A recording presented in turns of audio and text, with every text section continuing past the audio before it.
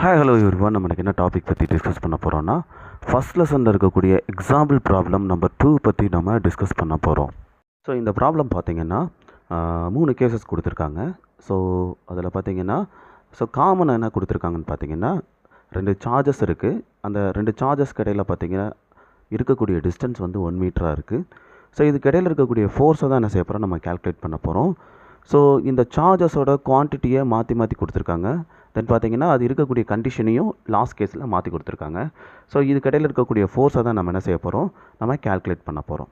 கேஸில் பார்த்தீங்கன்னா Q1 is equal to plus Q மைக்ரோகூலும், Q2 is equal to plus 3 மைக்ரோகூலும். டிஸ்டன்ஸ் பார்த்தீங்கன்னா அதாவது R பார்த்தீங்கன்னா R is equal to 1 metre. ஓகேயா? இப்போ 2 விதமான ஃபோர்ஸ் இருக்குது. ஒன்று பார்த்தீங்கன்னா 1 வந்து 2 மேலே கொடுக்கக்கூடிய ஃபோர்ஸ், 2 வந்து 1 மேலே கொடுக்கக்கூடிய ஃபோர்ஸ். ஸோ ரெண்டையுமே கண்டுபிடிக்க போகிறோம்.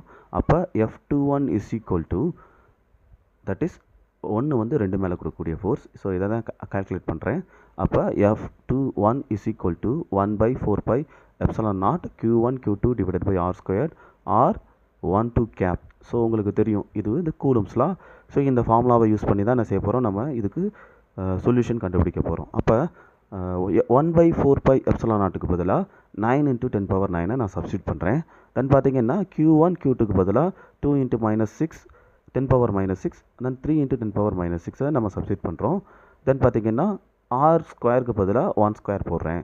தென் பார்த்தீங்கன்னா R12க்கு பதிலாக I கேப் வந்துடும். ஓகே, ஸோ இப்போ நம்ம டிவைட் பண்ணி மல்டிப்ளை பண்ணால் நம்மளுக்கு கிடைக்கக்கூடிய வேல்யூ பார்த்தீங்கன்னா 54 × 10⁻3 நியூட்டன் கிடைக்கும். ஓகேயா? ஸோ அதே மாதிரி பார்த்தீங்கன்னா 2 வந்து 1 மேலே கொடுக்கக்கூடிய ஃபோர்ஸ் பார்த்தீங்கன்னா 1/4 சேம் ஃபார்முலா. தென் பார்த்தீங்கன்னா வேல்யூஸுமே சேம் தான். பட் பார்த்தீங்கன்னா டேரெக்ஷன் மட்டும் உங்களுக்கு ஆப்போசிட் டேரெக்ஷன். அதனால் -I கேப் போட்டிருக்கோம். ஸோ ஃபைனல் ரிசல்ட்டு கூட பார்த்தீங்கன்னா எப்படி வரும், F12 is equal to -54 × 10⁻3 Newton I கேப்ன்றது கிடைக்கும். Both are along the X axis direction. ரெண்டுமே எக்ஸ் ஆக்சிஸ் டைரக்ஷனில் தான் அந்த ஃபோர்ஸ் இருக்குது. ஓகே, ஸோ இப்போ அடுத்த கேஸ் பார்த்தீங்கன்னா பி கேஸ். இந்த பி கேஸில் பாருங்கள் Q1 is equal to +2 மைக்ரோகூலம் இருக்குது, Q2 is equal to -3 மைக்ரோகூலம் இருக்குது. தென் பார்த்தீங்கன்னா R is equal to 1 metre இருக்குது. இப்போ F21ஐயும் F12ஐயும் ஐடென்டிஃபை பண்ண போகிறோம்.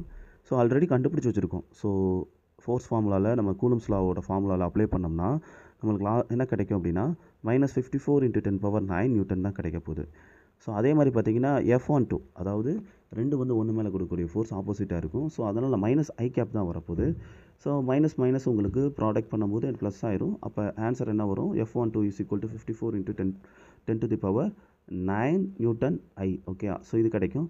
அப்போ 2 கேஸ்லேயும் பார்த்தீங்கன்னா உங்களுக்கு என்ன கிடைக்குது, ரெண்டுமே வந்து ஃபோர்ஸ் வந்து ஆப்போசிட் டைரக்ஷனில் இருக்குது அப்படின்றது தெரியுது. ஓகே, அதே சமயத்தில் எக்ஸ் ஆக்சிஸில் அது ரெண்டுமே இருக்குது அப்படின்றது தெரிய வருது. ஓகே, தென் பார்த்தீங்கன்னா சி கேஸ் பாருங்கள். சி கேஸ்லேயும் பார்த்தீங்கன்னா ப்ரீவியஸ் கேஸில் கொடுத்த அதே சார்ஜஸோட வேல்யூஸ் தான் கொடுத்துருக்காங்க. ஒரே ஒரு சேஞ்சஸ், இந்த 2 சார்ஜ் எங்கே இருக்குன்னா வாட்டர் மீடியமில் இருக்குது. ஓகேயா?